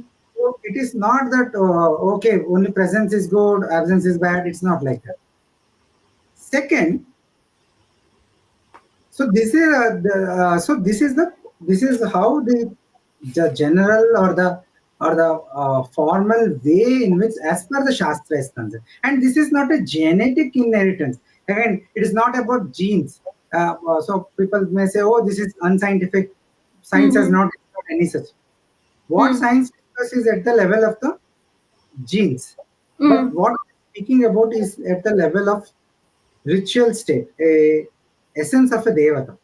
Hmm. So this is a inheritance akin to a biological inheritance, but it is not the same. Hmm. It is not through. It does not happen through genes, Hmm. and this is a ritualistic inheritance. Hmm. Now, this is what refers to the when we say Brahmana, Kshatriya, these are the terms refers to this what is called as Varna. Hmm. Now, the divine state. So, and the kind of samskaras, etc., that we get in this life based on our past janmas, their Hmm. purpose is also to facilitate the full manifestation of this Varna Devata, for the Hmm. reinforcement of this Varna Devata. Hmm. And our Dharma is also in alignment with this. That is Hmm. what Guna Karma Vibhaga is in the Hmm. Bhagavad Gita, and which Hmm. Shankaracharya has elaborated further on this commentary. So, Swadharmo Nidhanam Shaya, Krishna says, for this reason. So, you have inherited a certain kind of Varna Devata, so Hmm. it becomes your responsibility Hmm. to cultivate it. Hmm. But if you don't cultivate it, then you lose it. So in the Dharma Shastra, you see examples such as in the Manusmriti itself, it says for Brahmana, Kshatriya, Vaishya, if you don't do Sandhya Vandana every day, then you will lose your Brahmana Varna. Hmm. You will become a Pati. So what Yeah. does this mean? If Brahmana is merely a social category, it is Hmm. merely a reference to somebody born of Brahmin parents, it has no other meaning. It's merely just like that as it is understood. Then there is no meaning to this losing of Varna if you don't practice Sandhya Vandana. Because Sandhya Vandana is a ritualistic action. Why That's should true. one be socially orchestrated? Here, the Patita notion is not about social orchestration. It Hmm. could be in the context of punishments for crime, but here Hmm. it is not so. Here, it is a ritualistic description that look, you have this Agni, this Prajapati Brahma, his essence itself in you, you have inherited that.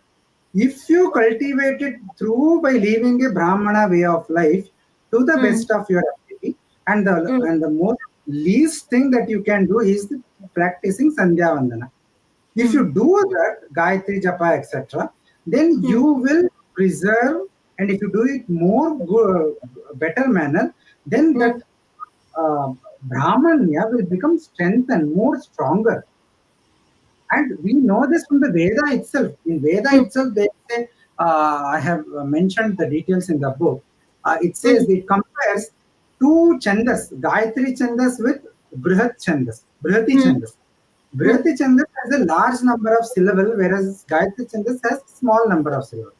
It Hmm. says just like to match one Brihati, we Hmm. need to one Brihati chandas, that is one recitation of Brihati, Hmm. with the number of syllables, you Hmm. have to recite many rounds of Gayatri chandas.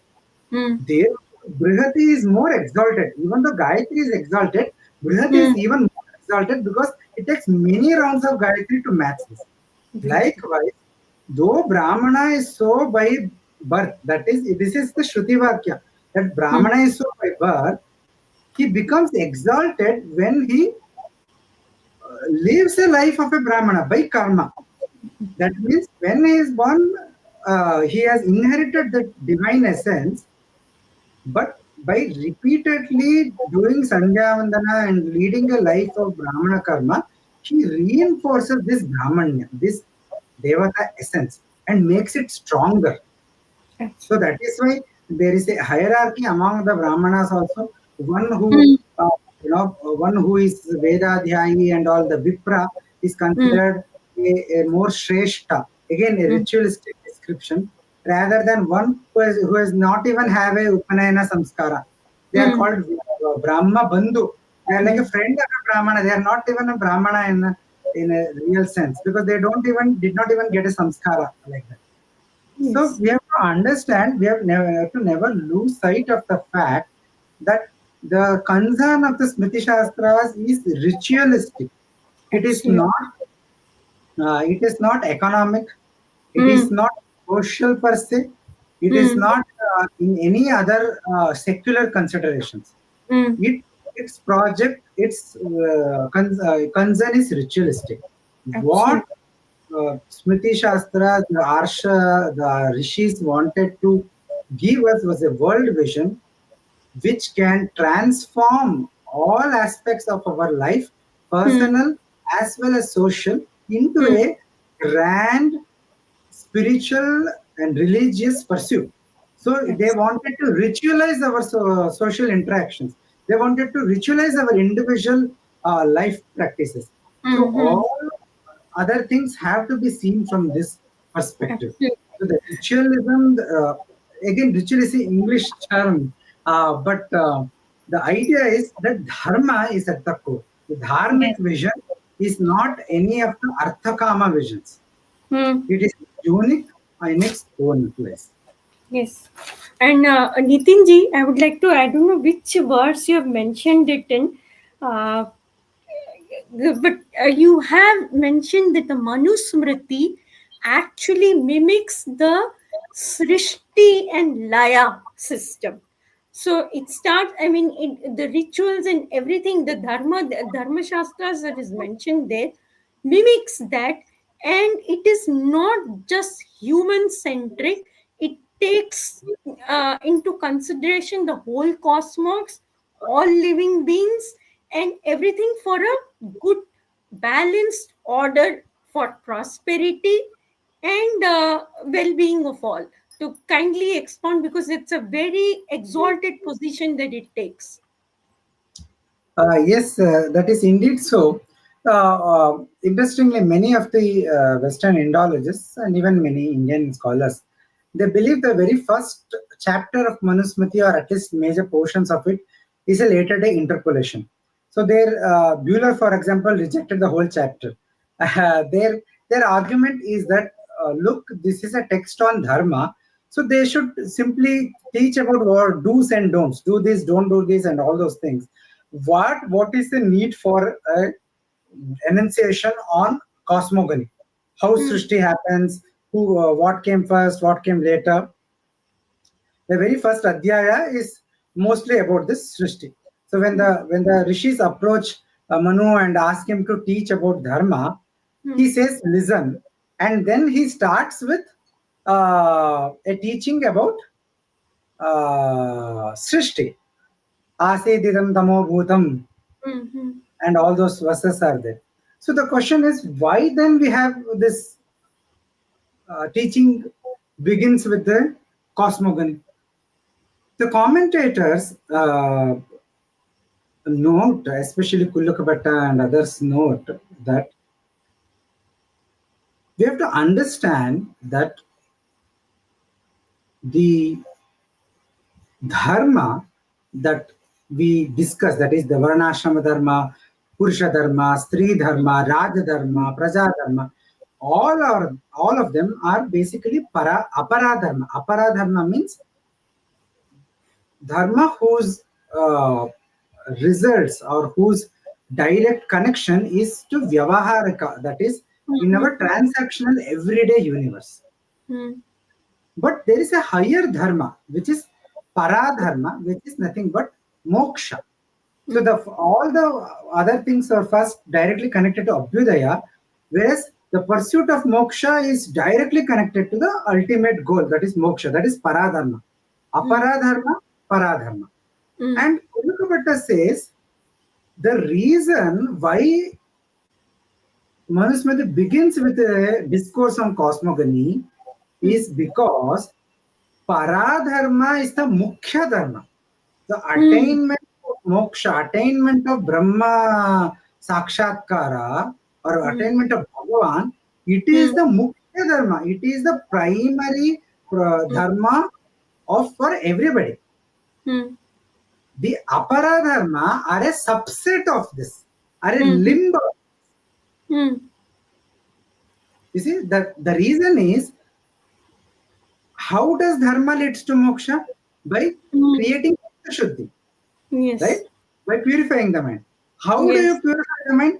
By practicing all this samanya dharma, varnashrama dharma, raja Mm. dharma, Mm. stri dharma, purusha dharma. So Mm. all these are the means to attain chitta shuddhi, which in turn helps one to become eligible to practice jnana marga, jnana yoga, which leads to moksha. Mm. Right? So this discourse on Srishti, cosmogony, what is Srishti? Mm. What does the Upanishad say? Know that as Brahman, from whom the whole world has manifested, in whom the Mm. world exists, into whom the world goes back. Right? Mm. Mm. Mm. That is what Taittiriya Upanishad says. Yes. So Srishti indicates Brahman, Srishtikarta, the Brahman. Mm. So Manusmriti deliberately begins its discourse with a Srishti, a discourse on Srishti, so Mm. that it can show that our Vyavaharika Dharma, that is Apara Dharma, Varnashram and all other human duties, are a subset, are a limb of Mm. that Paradharma, that pursuit Mm. of moksha. Mm. And that is why in the ending of the Manusmriti also takes up about moksha again as the Mm. Guhya teaching, secret teaching. Mm. So the idea is, look, don't feel that humans are at the center of the universe. Mm. Don't go for human exceptionalism. Mm. You are just one among the many beings in this entire universe. Absolutely. There are Gandharvas, there are Rakshasas, there are Asuras, there are Kinnaras, there are Devatas, there are Pitrus, there are many other kinds of beings. There are plants, trees, animals, everything is there. There are Absolutely. 14 lokas. Mm. There are many other phenomena in the universe. The whole universe is a big universe, Mm. and everything is created by Bhagwan, and Yes. everything is ordered by Bhagwan, and Mm. each of them have been given their own dharma. Absolutely.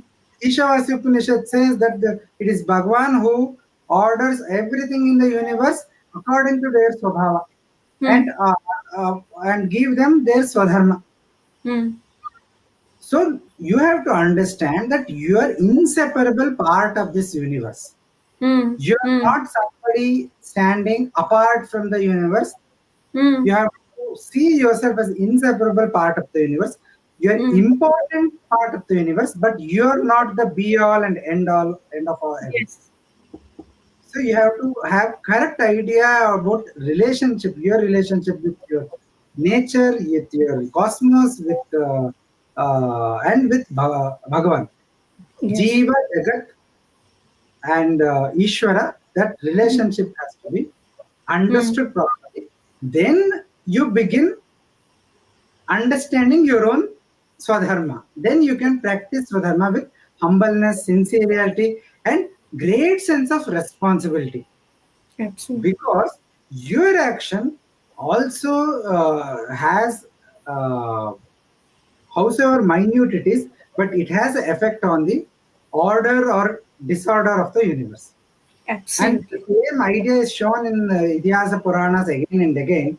if you see all the stories, all the accounts, the Mm. whole world, the whole life is basically essentially this whole universe is a playground of Devasura Yuddha. Sometimes the Mm. Devas prevail, sometimes the Asuras Mm. prevail. Mm. And whenever the Asuras want to conquer the Swarga and Devatas, the Mm. first thing they do is attack Bhuloka.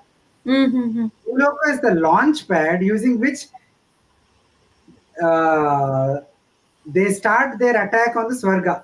Just Mm. like, you have a base camp at from where you launch your trekking to the top of Mount Everest. So Mm. Bhuloka is like that launch pad. Mm. So this is all Devasura Yuddha is nothing but a Dharma Yuddha. So Yes. whatever we do at the individual level is has its butterfly effect. So with Absolutely. this enormity of understanding of our own responsibility, Mm. despite the fact that we are merely one among the many beings, so that we don't need to have a bigger head. So we should not. The idea is we should not go into anthropocentric worldview. Mm. Rather, we should root ourselves in a cosmological worldview, understanding the responsibility that is on us. Absolutely. Yes. Nitinji, can you hear me? Yes, yes, go ahead. So, Nitinji, that is a very wonderful explanation of the real purpose of Dharma Shastras. That is for the kalyan of the whole Srishti. And we go towards a very adhyatmic and spiritual way for realizing our potential and look at ourselves as realize ourselves as Brahman. So that is the whole point of the Dharma Shastras. And Nitinji, just ending it, it's a very beautiful point which you ended, and very nicely you put out the nuanced role of Varna Dharma, and then of course the Samanya Dharma, which is applicable to all, the Vihita Dharma, which is necessary to be done, mandatory karmas which has to be done, and the Vishesha Dharma of Varnas, and the role of women and the role of Shudras, how their dharma and karma, how it works. So very nuanced and beautiful way of putting it across. And Nitinji, to end it, Manu is referred to as omniscient and himself regarded as Ishvara because Brahma, you have explained this in your book very beautifully, where because Brahma Devata himself imparts the Dharma Shastras to Swayambhuva Manu, who's himself son of Brahma. So even you have said, I think the Nyaya Darshana refers to the Smritis as Aparushaya. So can you please speak about Manu himself and the greater, why it is the Apta Vyakya here? We'll end it with that because that gives the authenticity for the whole Dharma Shastra. Manusmriti. So, interesting question. Yes, indeed, that Swayambhuva Manu, we know that we all living in different, there are 14 Manvantaras, and we are also currently living in, I think, fifth or sixth Manvantara. And every Mm. time we take a Sankalpa, we take the name of the Manvantara currently we are living. So Yes. So there are 14 Manus who are the presiding personalities, divine beings of that Manvantara, and Swayambhuva Manu is the eldest, is the first one. So that shows the exalted state of Swayambhuva Manu, and as well as the antiquity of the Shastra, the Dharma Shastra, that Mm. traces back, that has Swayambhuva Manu as its originator. Mm. And uh, in Manusmriti itself, it says, it gives two ideas. One, uh, uh, two ideas about why the text is authentic Hmm. or gives valid knowledge about dharma, or Hmm. the uh, or the uh, or the teachings of Manu, Swayambhuva Manu, is to be given due respect or due consideration, I should say rather. One is, as I mentioned, the exalted state, the exalted identity of Swayambhuva Manu. And Nyaya Darshana says that Nyaya Darshana believes, does not subscribe to Veda as Apaurusheya. They say Oh. that Veda has been created by Ishvara himself. Hmm. So Hmm. that is what Nyaya says. But Hmm. Nyaya what it defines this, their idea is that a rishi, etc., can, through yogic methods, can Hmm. directly perceive dharma. Hmm. So Manu is such being who has directly perceived dharma. Because in the Hmm. very opening verse, it shows that Manu Hmm. mekara masinam Hmm. abhigamya maharshaya. So when the Hmm. rishi approached Manu, he was sitting, Hmm. asinam, Hmm. he was sitting in meditation. Hmm. Yes. So he was a great tapasvi Hmm. who had the ability to directly perceive dharma.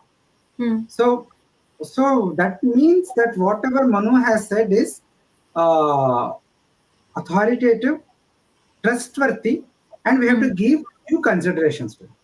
The other reason that obviously many may not agree with this approach, Hmm. Hmm. but the other reason, therefore, the Manusmriti itself says in the very opening verses also, in the Hmm. Stuti, she says that you alone are the knower of all the Veda. Hmm. Hmm. Hmm. You alone are the knower of the complete Veda. Yeah. So, what is Manu saying is basically a reiteration of what the Veda itself is saying. Hmm. That is why it is a Smriti. So. He is recollecting the Vedic teachings and imparting the same. Yes. Therefore, whatever Manu is saying is Pramana Vachana, is Hmm. a Apta Vakya. It is a Hmm. trustworthy source. Hmm. So either it says that you alone have understood the infinite Veda. So Hmm. Manu is the exalted individual, even in that sense, that he has learned the Veda, has understood the Veda in its Hmm. completeness, in its infinite aspect. It is not something possible for a human. Hmm. Right? We have many stories in the Puranas also, many rishis doing tapasya and getting more 200 more years, 200 more years for tapasya to get Hmm. knowledge of Veda, but Hmm. ultimately learning a lesson that it is not possible to gain entirety of knowledge. So Yes. for a human being, it is impossible. But Hmm. no being, a divine son of Prajapati Brahma, Hmm. he was able to have a more comprehensive Hmm. understanding of the Vedic teachings at a Hmm. level which was many, many levels above us. Because Hmm. what is the, just like a king, a human king has, for example, his responsibility or his governance for say 20 years or 30 years. Hmm. A modern democracy, sorry, democratic government has only 5 years. Yeah. The minister has to only think of 5 years, Hmm. realistically speaking, because you never know whether he will win the election or not. But at Hmm. best, we think of 100 years. But a Manu is one who rules over entire Manvantara. So that Hmm. is billions of years, right? So you have the calculation how long a Manvantara is. I won't get into that. I Hmm. don't remember the exact figure of the Hmm. hand. Hmm. But if you understand that, you will see that the Swayambhuva Manus works at a level many times higher than a Hmm. human level. So his perspective, his understanding of Veda, his knowledge of the Veda, even if you say that it is not 100%, because Veda is infinite, it is not possible. even then, from our level, it is as good as infinite. That is, it is that many levels higher to us. So uh, Absolutely. that is why we the Manusmritis.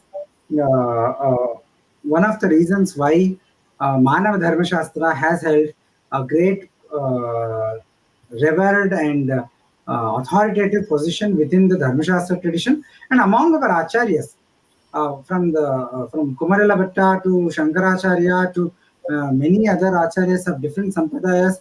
Whenever the topics about dharma, especially dharma in a transactional sense comes, they all quote Manusmriti among other smritis, Hmm. and other smritis also always pay their homage to Manusmriti, that trace themselves back to Manusmriti, or Hmm. often reflect ideas which are already present in Manusmriti or Understood. elaborate upon the Manusmriti. One of the scholars, I don't remember who, he had mentioned about how the entirety of Dharma Shastra tradition, the Smriti tradition, is basically a kind of a commentary on Manusmriti. So all Hmm. the works created by later acharyas, later rishis, everybody, everything is basically an expansion upon what Manusmriti teaches us. Absolutely. And Nitinji, I would like to say that one thing, I would like to appeal to all readers to kindly buy this book of Nitinji's Chatuh Shloki Manusmriti, because it's a wonderful treasure to know and to learn about the Dharma Shastras. What Nitinji has kindly, very kindly given us time to give us some insights. But this book will provide you the real knowledge. Go through it in depth. It cites so many authentic authorities.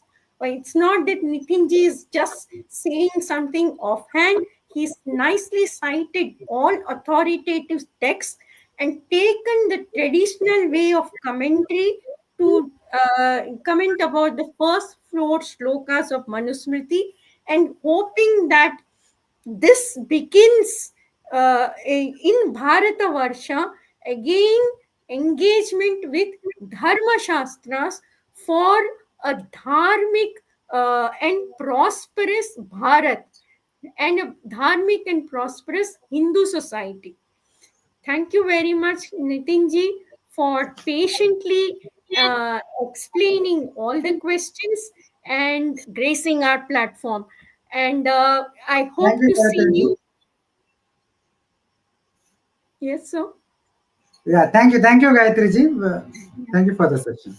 And hope to see you in future again for relating to your other books and other writings and speeches and other as it demands, about dharma shastras.